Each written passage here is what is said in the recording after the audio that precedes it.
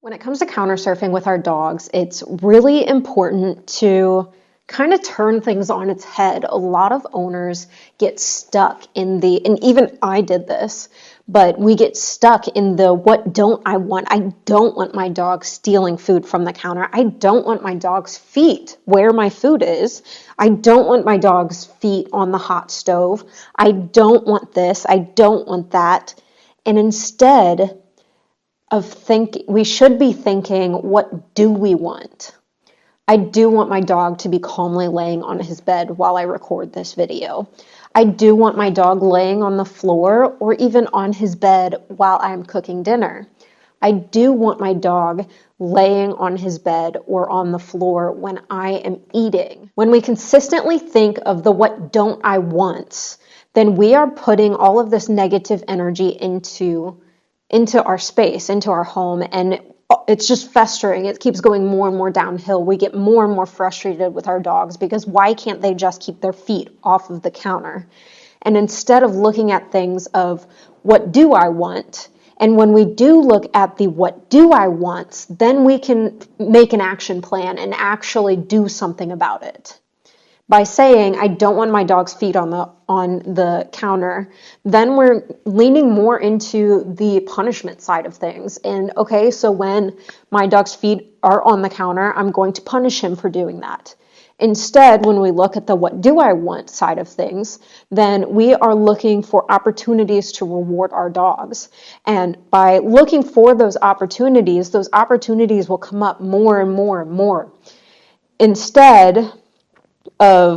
And then we won't be focusing on the what don't I wants. We'll be seeing more of the what do I wants just naturally. When it comes to boundary training and when it comes to counter surfing, I always prefer to have my dogs on a boundary.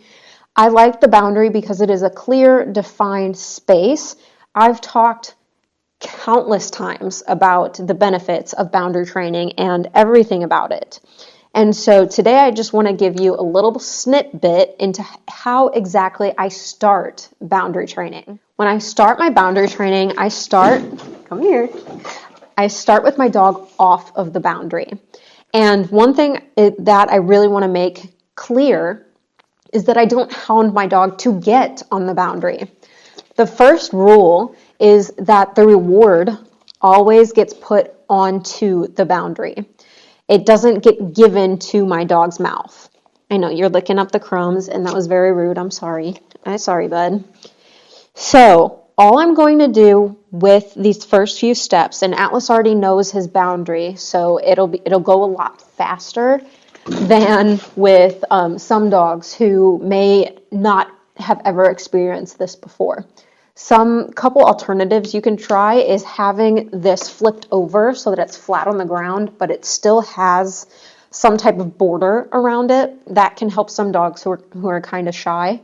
I always prefer the raised beds because they are, like I said in the beginning of this video, they're very clear and defined, and it's very easy to tell when my dog is cheating or halfway on his boundary and halfway off his boundary. When I do this, I really enjoy, I'm just going to throw this piece away. I really enjoy having my body language towards the boundary. Yes. Free. And then you're always going to free them off of their boundary whenever they do get on. Yes. Free.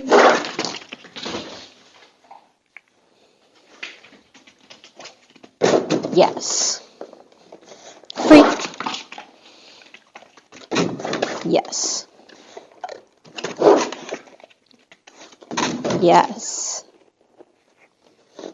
And so I didn't free Atlas off that time, and you might find you're getting this as well. And since I didn't free him off, I didn't throw a piece of food either. I just looked back at the boundary and waited for him to choose to do the right thing. Free. Yes. Free. Good job, buddy. Yes. And once you kind of get this picture where you have a little bit of duration, then you're able to start really growing that into more and more duration, and even distractions, so that when there's food present, when you're cooking, or even when guests come into your house, then you're able to have your dog on their boundary. Free. Nice. If you want a bigger deep dive into boundary training and counter surfing in specific, then I highly encourage you to check out my course, Pawsitive Focus. The link is in the description below. It goes over everything in depth from stage 1 to stage 3 of boundary training, even building up to having your dog on their boundary when guests come over and you're cooking and you're eating and all of those things, so that your dog has better household manners. Pawsitive Focus is really designed for any owner with any level of experience with their dogs, because it goes over everything from the beginning stages to the more advanced stages of household manners, loose leash walking, and reactivity. Those are the three main areas that I really wanted to focus on with this course.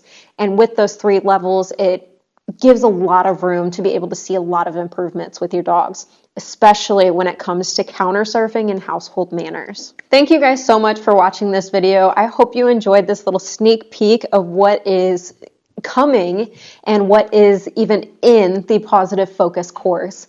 I hope you guys learned something, and if you have any questions or comments, drop them down in the comments box below.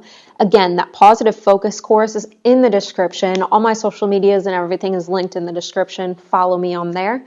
And yeah, I hope you have a great day, guys, and keep on training.